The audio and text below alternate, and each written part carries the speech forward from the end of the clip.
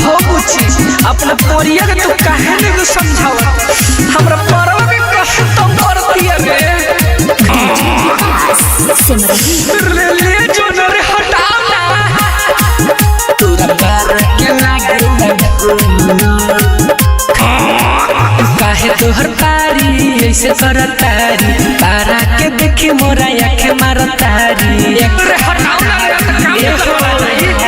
काहे तोहर पारी ऐसे करतारी तारा के देखी मोरा आँखें मारतारी कि पूरा बनल शरीर जैसू कि मारी ऐसा न पारा मोरा फू तोरा पारी के लागे ना भू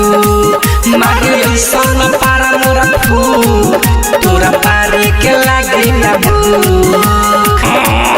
हाँ तो बुझाता कि तू डॉक्टर के लगे जोई भी तोरा पारी के लागे ना भू मारी ऐसा न तोरा पारी के लागे ना भू अरे हट हट हट जनी पजरा तू सट मानी नहीं सुन बुची आई जदी जो समय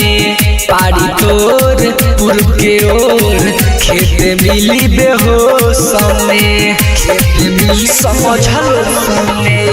मानी नहीं सुन बुची आई जदी जो समय पारी तोर पूर्व के ओर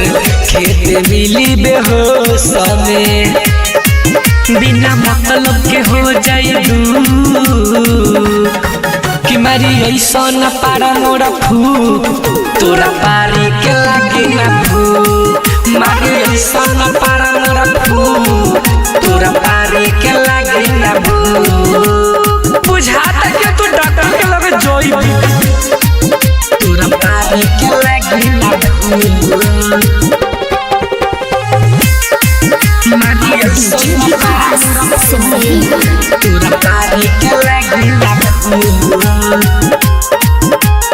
दूरे दूरे रह जनी ऐसे तू घुरा भलाई कर चाहता रू तो जल्दी हवा से ले जा कौन गलती हो न जाए सटकी जदी एकर भेजा अरे प्यार वाला भूत धरी तो खइबो ना करी भलाई कर चाहता रू तो जल्दी हवा से ले जा